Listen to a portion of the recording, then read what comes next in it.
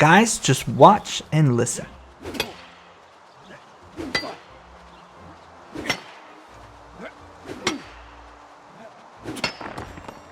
Beautiful and immersive sound effects, animations, lighting, models. It has been years since we've seen a potential AAA quality MMORPG launching in the West. Plenty of MMORPGs in smaller scale have come out, but most game developers have shifted to the more lucrative mobile market. That is why this is such a treat. That is why so many people want New World to succeed. However, despite its beautiful art and production, it is missing a lot of things that it will need to make it into a great and memorable MMORPG. During the alpha test of New World, I gave a large feedback post to the developers, and in this video, more or less, I'm going to summarize what I said to them and what suggestions I gave to them, as since that alpha test, there hasn't been a whole lot of changes to the gameplay.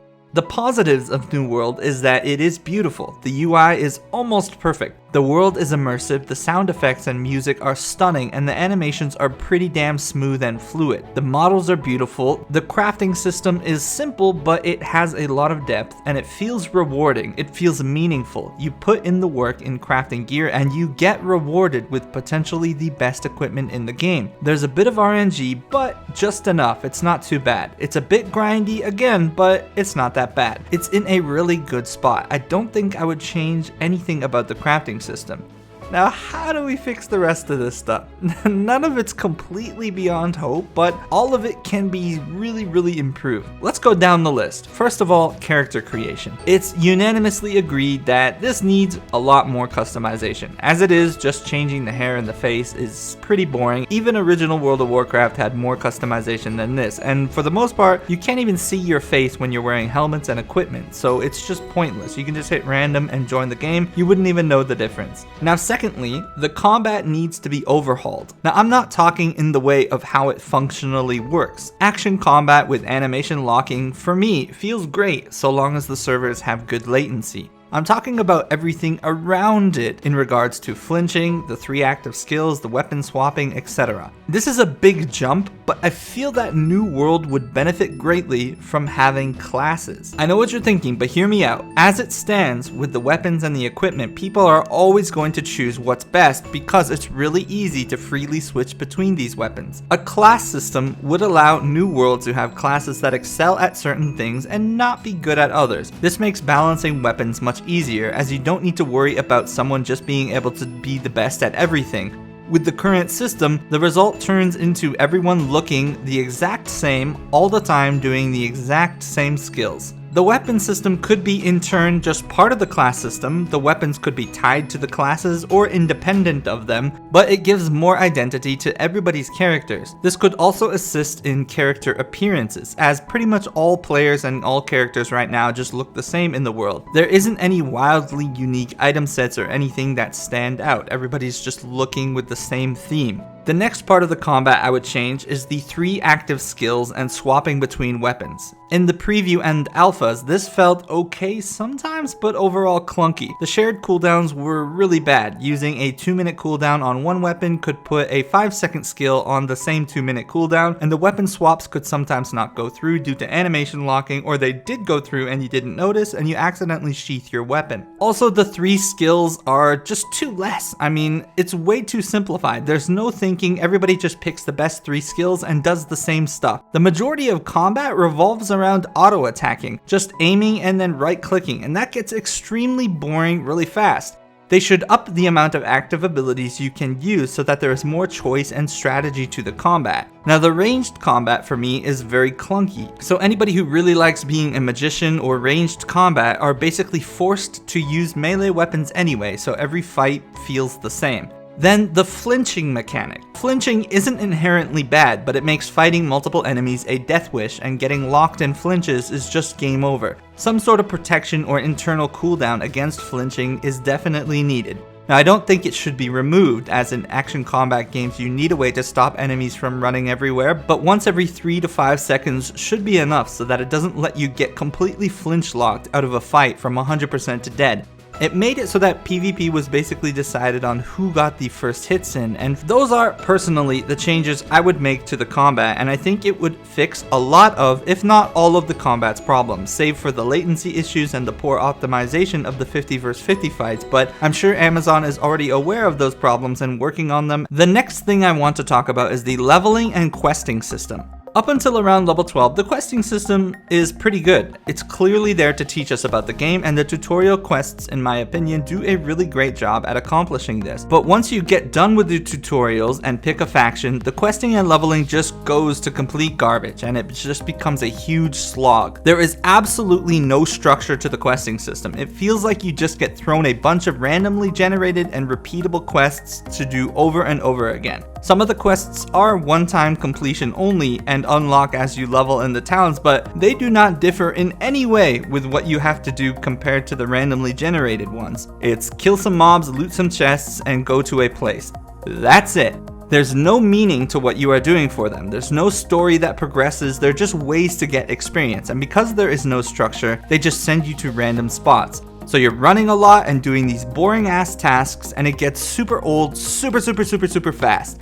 If you try to do the main quest, it is an absolute slog of running from each of the 4 starter zones, doing the exact same task in every zone over and over until you complete it. I'm not going to talk about the faction quests yet, because I've got a thing or two to say about factions altogether, but the other quests in general have to have some sort of structure and meaning to them, like lining them up as quest hubs or let them have some sort of meaningful impact to the game world. All of the quests come from the main towns. You don't find any out in the open world. There's no exploring or random quests that pop up. You just go to a town, grab all the quests, and then run around the zone doing them in random spots, go back, and then repeat the process over and over again. Sending people out to do random boring chores repeatedly to level through the game world, that's insulting to the players. It feels like you're just throwing procedurally generated content at people to complete. If I wanted that, I'd just go run maps in PoE or something. And even when you do these quests, the chests that you need for most of them are playing hide and seek, and you spend the entire time scouring the buildings for them over and over in between fighting for a very limited pool of mobs in each area, as there's no telling how many people got that same quest for that same area at that same time. Sometimes it's super crowded, sometimes you're by yourself. And the way the game identifies the mobs that you need to kill, it isn't by the actual mob names, it's by type based on the area you are standing in when you kill them. So you could accidentally step 2 feet out of the area you're supposed to kill the mobs in and then kill 3 mobs, and you would get no quest credit because you're not standing in the right spot. Hire a story writer. Put an on-rails in-depth questing path from level 12 to max level. Involve some mini-bosses, involve some lore, defend this point for a minute, escort this wagon, all of it. Give me variety. Immerse me in that world and what's going on. For players who hate questing and stories, there are already alternatives, but you gotta do some world building here and give the questing system some serious love. I'm a huge leveling guy. It is my favorite part of MMORPGs, and New World's leveling is by far one of the worst. The alternatives, running rifts or grinding, are just as bad. The way experience is given out on kills is archaic, ancient even. It presents problems that other MMORPGs solved 15 years ago. Giving full experience for a single hit to mobs just encourages zerging. It's so easy to solve this, just split the experience based on the damage dealt. And properly split experience to party members when in groups so healers don't get royally screwed. And giving flat experience values just encourages people to stay in the safe areas rather than push forward into more challenging content, because no matter what level you are, that level 10 monster is always going to give the same amount of experience. If the experience system stays the way it is, you're basically just saying, yeah, we've got this expansive world, but the fastest way to level is to just go into this cave with 40 people and run in circles hitting mobs with a staff for like 14 hours. It's insurmountably faster and way less annoying than the questing system. So I'm basically saying the leveling is complete trash on all sides in New World. Both the grinding and the questing methods of leveling need to be completely revamped, in my opinion. They're just very uninspired, very boring, and there's just no oomph there to get people invested in the world. And the last part of leveling here is why? You get 1 measly stat point every time you level up. That's it. It's the lamest progression leveling of any MMORPG really I've experienced in a long time. You don't get new skills, you don't really get new weapons except every 15 levels or so, and then you just get one stat point. That's it. When you level a new world, you barely feel like you got any stronger because the monsters still gave the same experience, you still hit and crit them the exact same way. The class system I suggested and more skills I feel could definitely help out with this though. Next, let's talk faction and PvP. First of all, get these factions out of here. What the hell are they doing in this game? 3 factions, there's no flavor or meaning to any of them. And on literally every server I jumped in on, the faction imbalance was insane. If servers are capped at 1,000 players, the imbalance will be inevitable. The game would be way better off with a guild-based PvP system governed by the players. The faction system as it is feels like it was a response to the removal of the loot drop non-opt-in PvP. But you don't need them. Just scrap the faction system altogether and focus more on a proper PvP infrastructure. As it stands in the preview, PvP was pretty fun, but it had absolutely no purpose or meaning. You just get 10% more experience when you flag. You gotta add more to it than that. Reward players for not only flagging, but for killing other players. Reward players more for owning territories or fighting in wars, and redo the entire way guilds and leadership get control over the territories after the wars. I could suggest literally any infrastructure for PvP from any existing or up-and-coming MMORPG, and it would be an improvement to New World. You don't even need to be original, just copy another game's idea that was done well. But something, you gotta have some sort of infrastructure here for the PvP, and this faction shoehorn thing just has got to go. It's not gonna do anything for the game. PvP infrastructure is any MMORPG's true endgame, because once all of the PvE content is done, that's where people go to show off all their hard work and swing their dongs around. So some way for people to show off how badass they are, and rewarding them for doing it will give them reasons to get good at PvP and thus play more and be more invested in the game. This, in tandem with the combat improvements I suggested, would greatly improve the game's content and longevity in my opinion.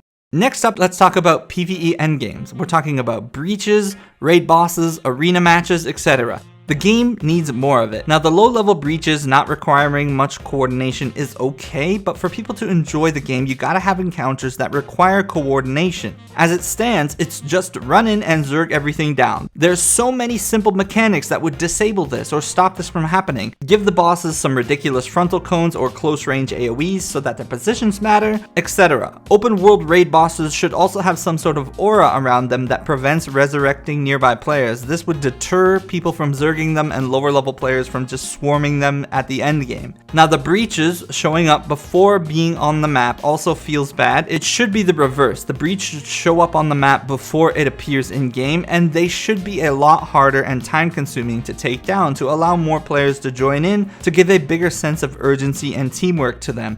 Moving on from that, the monster diversity is really low. By the time you finish a starting zone in classic World of Warcraft, you would have seen almost the same amount of enemy diversity as you'd see in almost the entirety of New World. 4 of the 6 enemy types are just different looking humanoids. There's the undead, the corrupted, the pirates, and the drowned.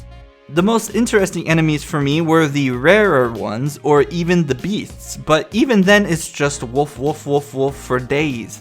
Mix it up, give me some weird harpy bird monsters, give me some snaky fishy lizard creatures, give me oozes and slimes, Venus flytraps, or possessed objects.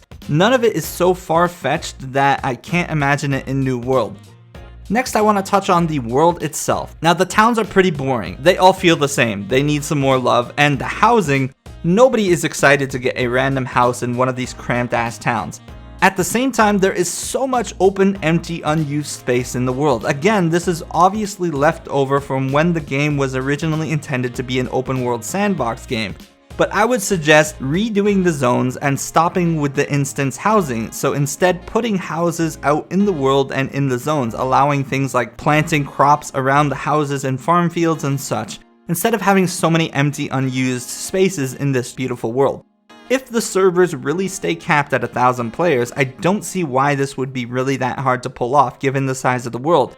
That way, owning a house would be more meaningful and could provide more incentives for players to buy or rent one. In addition, it'd be possible to involve the houses in PvP systems in regards to the territory wars and control being shifted to other guilds, etc. For the UI, it looks really clean and modern. This is just a personal gripe from me, but I hate full screen menus in online games and MMORPGs. But aside from that, it's fine, I guess. The quest tracker is a little bit bigger than it needs to be. It could easily be resized so that you could track more than 3 quests at a time on the right side of your screen. And I think it's currently a lot bigger than it needs to be, but that's really all I have to say about the UI. Not being able to jump and swim, that feels really bad in a AAA game. I can't imagine those are things that are hard to put in, so I feel like they should definitely get those in the game. No mounting system or mounts at all in this big world kinda sucks. Mounts add another thing for players to work towards to make travel more convenient. The replacement right now is the light staff teleport, which I honestly hope it's completely gone by the time the game launches, or I would work it in so that only a single class could use it if you swapped to a class system to make it less annoying and less mandatory for everybody to just equip a light staff. But yeah, that's it. That's a lot. That's a long rant. I thought a lot about this stuff since alpha because I honestly really want New World to be fun and to have a lot of diverse and engaging content that will give us a nice big old tasty Western MMORPG to immerse ourselves in for a long time. And I feel New World has got some good bones, some good foundation. Most of the problems with New World are from lack of direction, lack of solid design choices.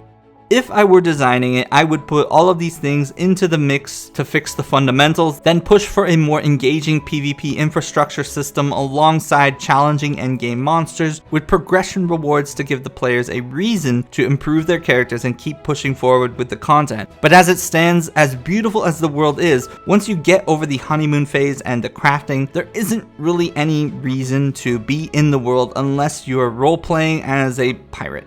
Yarr. That's all I want to say in this video though. It was pretty heavily opinionated and a bit of a rant, so please let me know what you guys think could improve New World during the next year of development. What parts did you love about the game and what parts did you hate? Make sure you leave a comment down below, and if you like this video, be sure to like, subscribe, and hit the notification bell. I will be diving into some lesser known titles for my next videos, such as Alteria and Dual Universe, so look forward to that. As always, thank you guys for watching, have a great day, I am booping out.